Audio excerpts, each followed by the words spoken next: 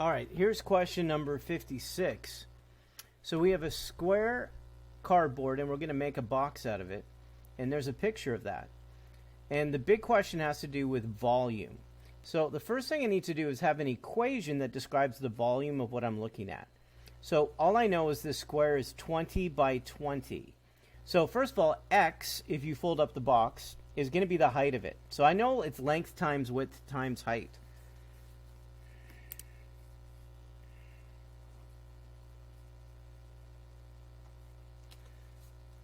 So I did the height of the box is x. The length of the box right here. So this is the long rectangle here is the length of it. The whole length is 20. If I take away two x's, that's the length of the box. So it's 20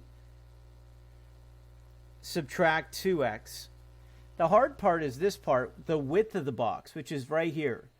So what's the width of the box? I don't know.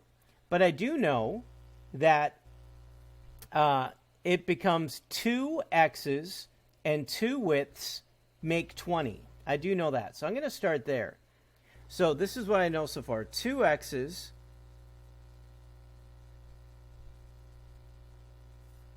so I know if I double the width and double the x's, I want everything in terms of x. So I have this, I have this.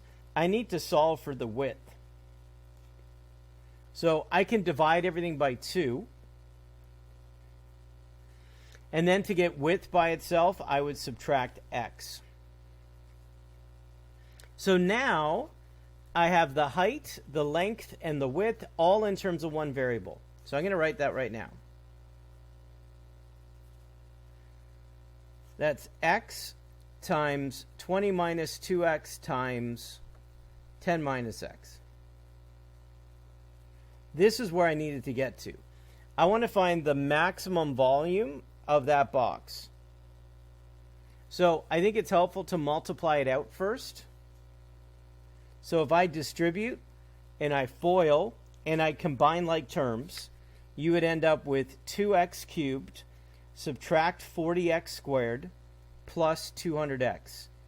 So if you FOIL it, if you distribute, no parentheses. So first you would FOIL and then multiply everything times x. This is what you'd end up with, combining like terms. Then I'm going to take the derivative. So if I take the derivative here, it's 6x squared, subtract 80x plus 200. Make it equal to 0. I want to solve for where the maximum or minimum might be. And so I need to make the derivative equal to 0 to find that. I'm going to divide everything by 2. And I get 3x squared minus 40x plus 120. No, 100, I mean.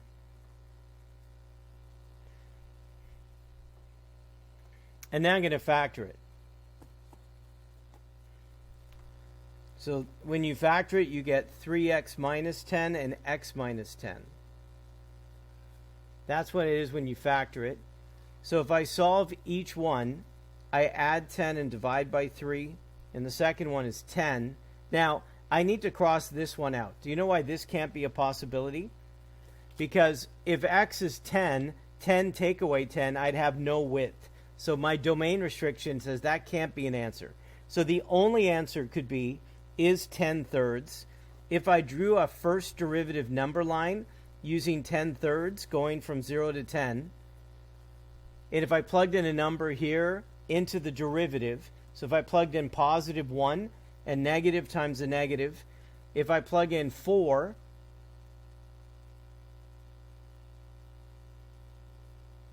it would be a positive times a negative. So it is a maximum. So x equaling 10 thirds gives you a maximum volume.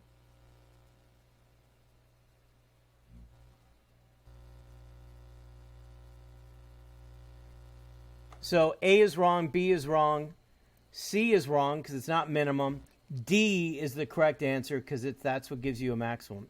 It's 10 thirds and it gives you a maximum possible volume. All right, number 58.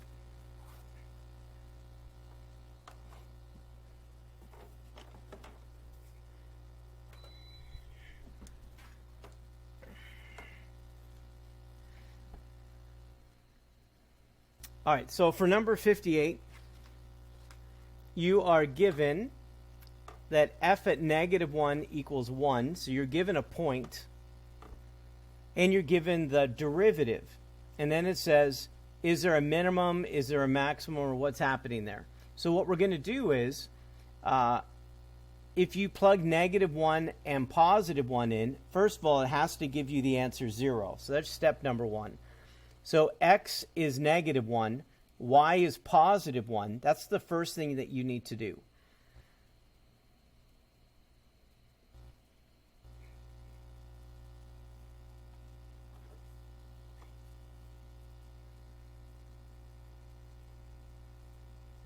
And if you plug in -1 for x, +1 for y, and simplify it, it does give you the answer 0. So that's step number 1. Step number 2 is you need to take the derivative of what you see. Because I need the second derivative to see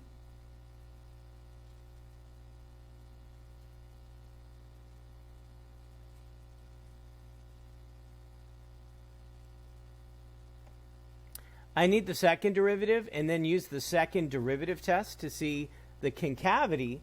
So if it's concave down, it creates a maximum. If it's concave up, it creates a minimum. So I need the second derivative to do that. So I'm going to take the second derivative.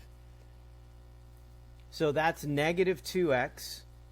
This is the product rule. That's the first times the derivative of the second, plus the second times the derivative of the first. The derivative of y squared is 2y, but it needs a y prime. And then the derivative of -1 is 0. So this is all the second derivative in terms of what we're solving for. Now, we already know, because the next step is to plug in -1 and 1. So I want to know what the concavity is using the second derivative. I already know that when I plug in -1 and +1 into y prime, the answer is 0. We already figured out the first derivative, the answer is 0. So if that's true, 0 times who cares, these will just be 0. So all I'm left with is this, -2 times -1. This is -y. So -y, the y is 1. So if I solve it, I get the answer +2 take away 1. So I get the answer +1. If the concavity is positive, what did it create if it's a positive concavity, concave up? So at that point, we have a minimum, and that's what's called the second derivative test. If it's concave up, it's a minimum. If it's concave down, it's a maximum. So the answer here is that when x equals -1, there's a minimum. So the answer is A. All right, number 59. In number 59, you're given a table of values, and it gives you the first derivative and the second derivative. It's continuous. That's why they say differentiable. And it says, does the function has neither a maximum or minimum at x equals 1. So when x equals 1, it goes negative to negative. So the sign doesn't change at +1 for the first derivative. But it could change as it gets closer to that. Like, we don't have enough information to know, like, how about at 0.5 or 1.1? Like, we don't have enough information to know whether there's a minimum or maximum at 1, because we don't know enough about the sign changes the closer you get there. If I look at the next one, number 2, that the function has a relative maximum at x equals 1.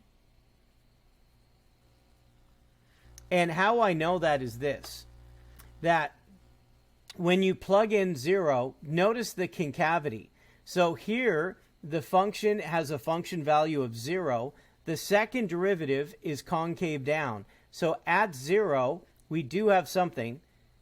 So f says there's neither one or the other, and I don't know. But I can tell here, because of the second derivative is negative, it's concave down.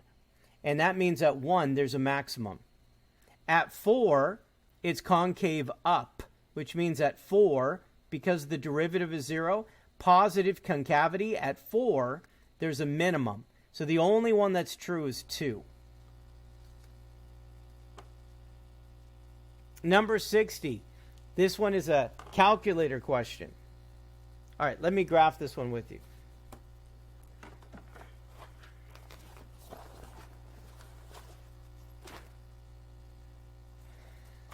So take out your calculator, and it says, so what I'm going to do with that is I'm just going to graph it and see where it crosses the axes. And if I look at the next question, all the answers are between -3 and 2. So I'm just going to graph it between -3 and 2. And I want to know where it goes positive to negative.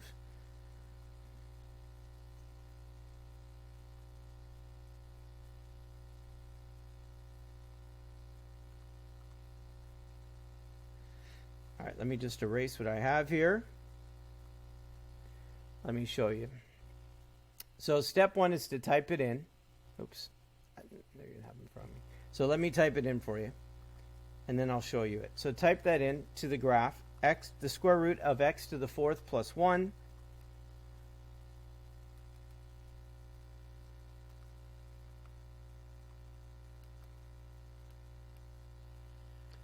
plus x cubed. I'm just making sure I type it in correctly. Subtract 3x.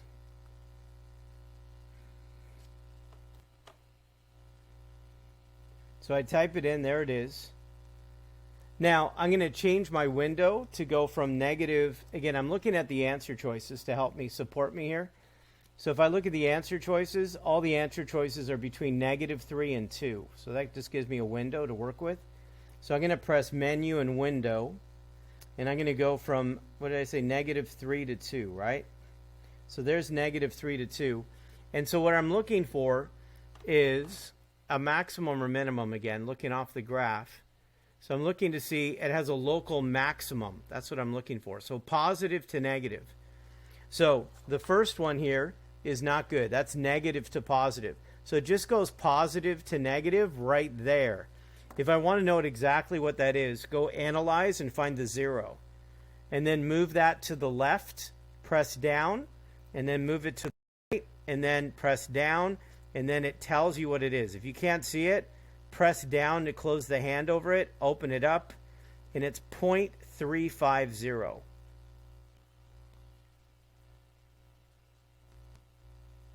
So the answer is C. All right, let's look at number 61. In number 61, you're given a function and its derivative.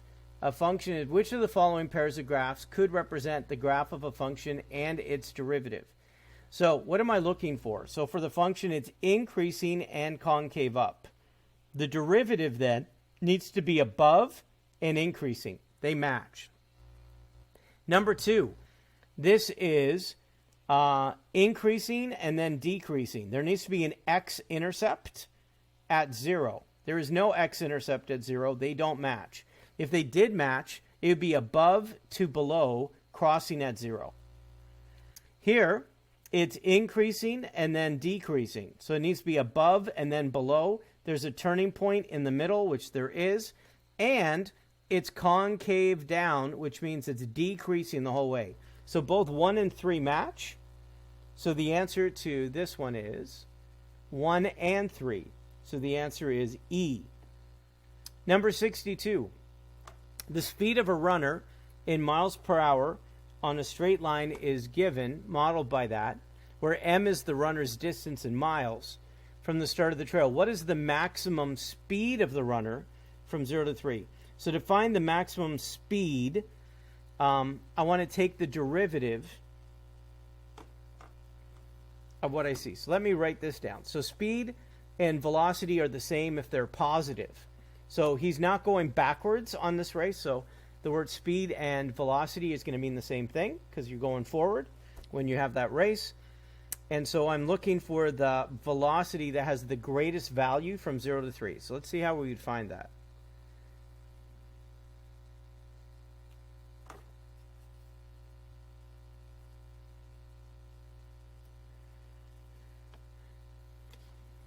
I'm just writing it down.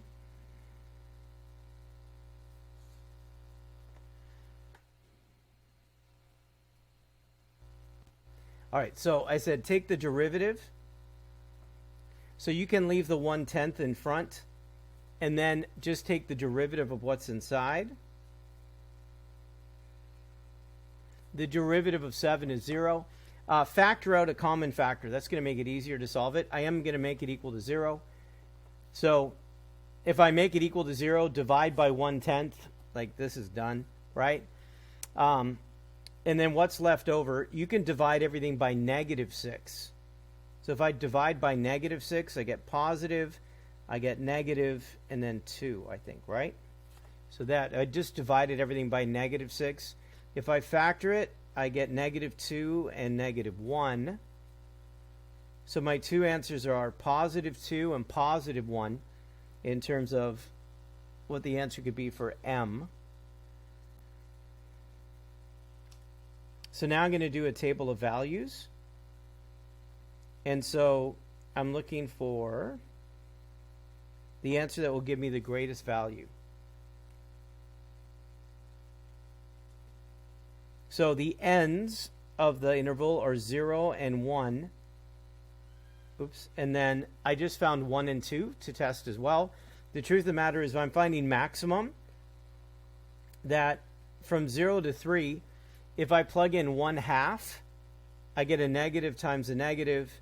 Like 2 is out of the picture because it creates a minimum. So this is really, all I have to really test is 0, 3, and 1. And then I go right back into the derivative to figure that out. So remember, in terms of what you're given, so what you're given there, the speed of a runner on is modeled by this equation, where m is the distance from the start of the race.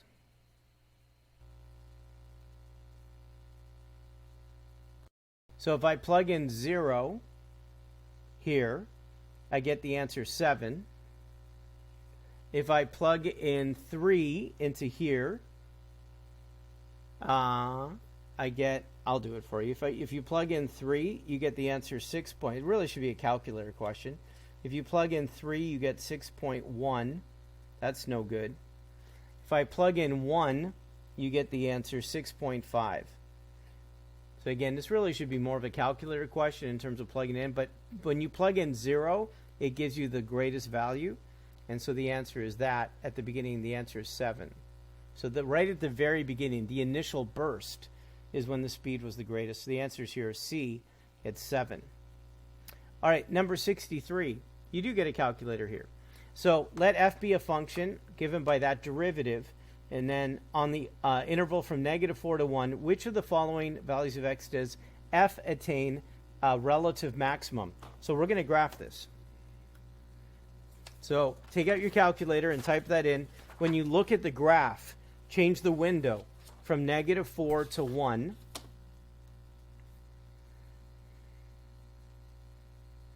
So I'm doing the same thing. I'm erasing the last one. I'm going to put that in. I'll show it to you soon. So go ln, make sure you type it in right, ln x to the 4th plus 5x cubed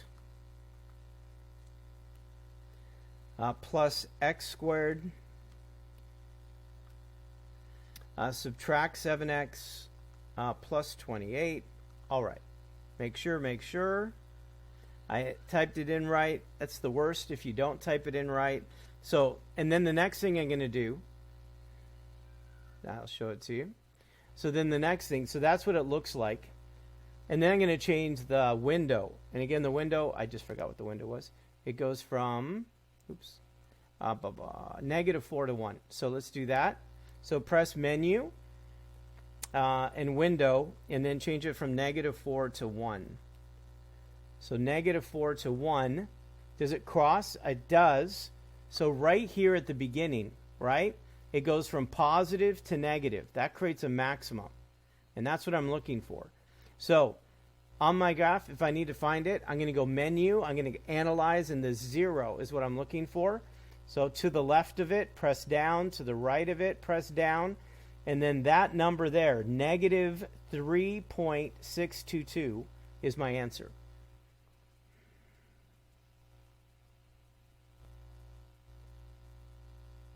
Right there. So your answer is A, negative 3.623. That's where the graph goes from positive to negative. That creates a maximum. Question number 64. Let the function x cubed plus 5x, for what values of x in the interval does the instantaneous rate of change of f equal the average rate of change? So I rock equal A rock, and then can we do it and can we set it up? All right. So let's write down the function. And then how do I do that? This is called the mean value theorem. So my big goal is A rock equaling I rock. And I want to set up an equation and then solve it. So, and I need to know the interval. It goes from 1 to 3. All right. So what's the setup? A rock is this, f at 3, subtract f at 1, and then 3 subtract 1. That's just basic slope formula. I rock's the derivative. And then you solve that equation. So I do need to plug in 3 here. That's 27 and 15. I think that's 42. Plug 1 in, and it's 6. And again, this is the equation that I'm solving for. So 42 take away 6. What was that? 36 divided by 2, 18, right? And then keep solving it. Subtract 5. Divide by 3.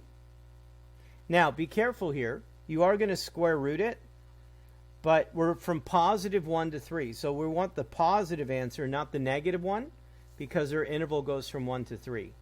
So at the square root of 13 over 3, I rock equals A rock, and it's positive, and so the answer is B. All right, number 65. Let f be that function, x cubed and so on. For what value of x does the I rock equal the A rock? So same kind of question. This would be a great opportunity to do it without me first. So why don't you try first and then press play. I'm going to write down the function and let you try.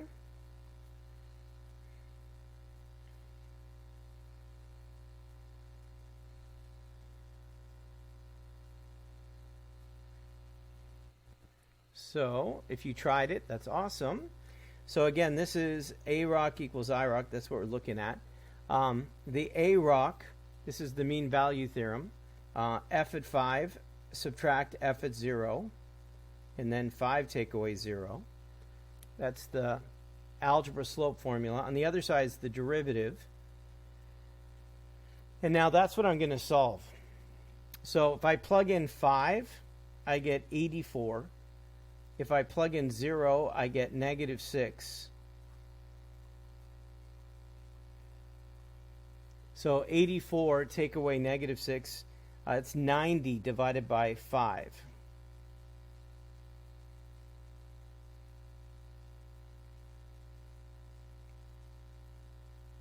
Right?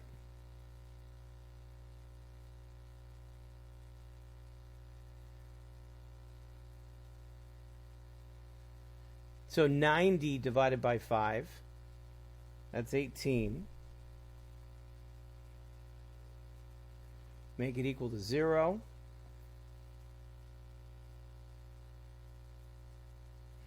Make sure I'm doing it right.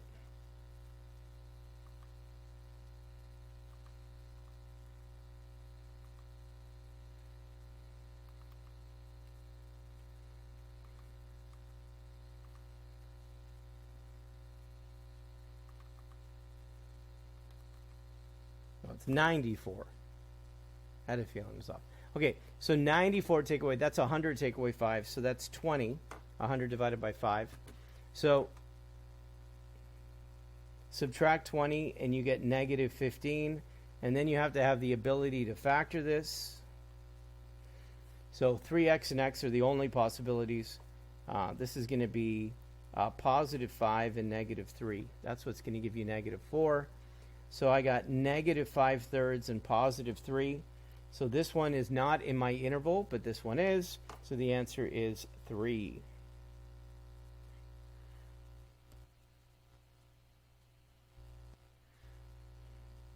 There it is. The answer is D. Number 66, you're given a function. And it says how many values of x in the open interval from -4 to 3 satisfy the mean value theorem graphically. So the mean value theorem is AROC equals IROC. So the average rate of change on a graph, take the two endpoints and connect them. Draw a line for the two endpoints. Then how many other places on the graph could you draw a tangent line and it has exactly the same slope, like parallel? So right here you could draw a tangent line that's parallel to the endpoints. Right here you could draw a tangent line that's parallel, and right here you could draw a tangent line that's parallel to the slope of the endpoints. That's AROC and IROC. There's 3 different places. So the answer is 3 different places. The answer is D. Number 67, you're given a table of values from 3 to 7.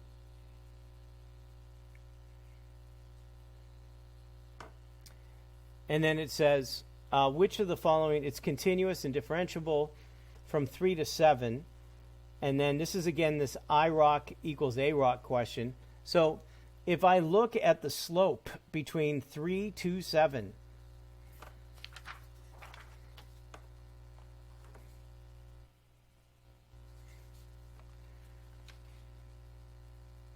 between 3 and 7,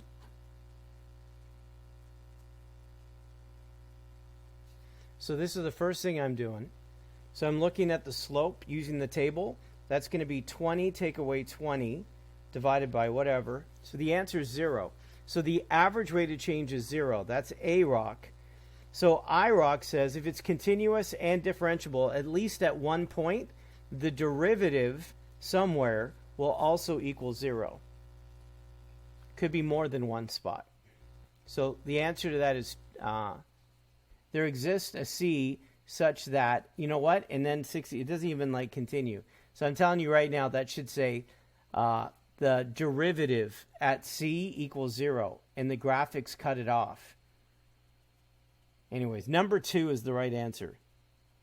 It's B, 2 only. And then some graphics were cut off, so that's no good. All right, number 68. In question number 68, you're asked to find the maximum area of that rectangle. So to understand that, I need an equation to describe the area of that rectangle. So what's the width of that rectangle?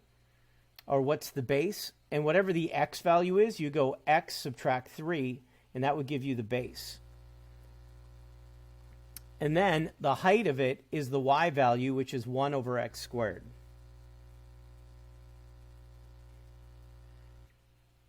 And to find the maximum area, we take the derivative equal to 0.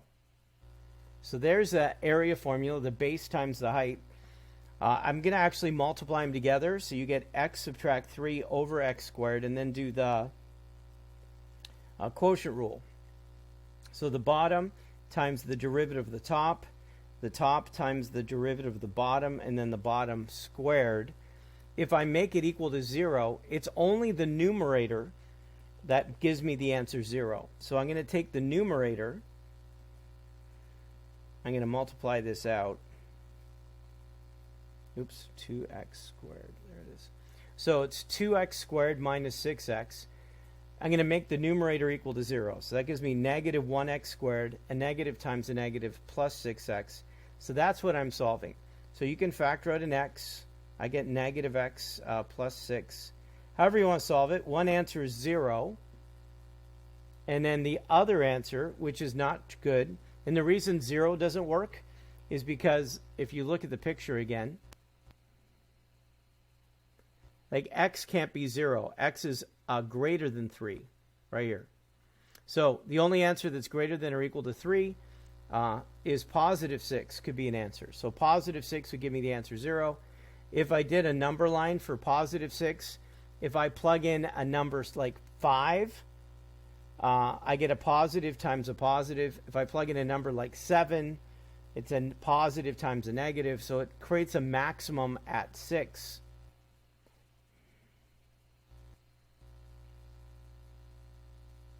So it says for what, be careful what's being asked. So what value of X do you have in that maximum area? So the answer is C. If it asks for the area, you'd have to take that 6 and plug it into the area equation. So if it asks for the actual area, you would use this and you would plug in 6 to find the maximum area, right? So 1 over 13, no, 3 doesn't go into evenly, does it? So the maximum area is 3 over 36, but the X value of 6 gives you the maximum area. 69, let F be that function. What is the absolute minimum there? So to find the absolute minimum, we're going to do a table of values.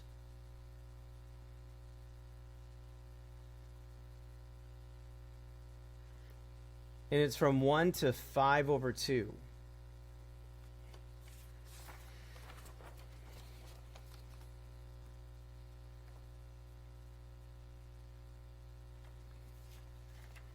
So we're going to do a table of values, and it's 1 to 5 over 2. So those I need to have. I'm going to have to test the ends. Take the derivative, that's 6x minus 3x squared, make it equal to 0. I'm going to factor out a negative 3x, so it's negative 2 plus x. So my answers are 0 and 2, however you want to see it. Again, I'm looking for the maximum or minimum, the absolute minimum. So which one of these is a minimum? So when I look here, if I plug in, well, anyway, 0 is not even in my restriction. So it has to be between 1 and 5 over 2. So that's no good. 2 is there. So could 2 be a minimum? So positive 1 or 1.5 is a negative times a negative. Yeah, it's going to be a maximum there. So 2 is not going to work either because it creates that maximum.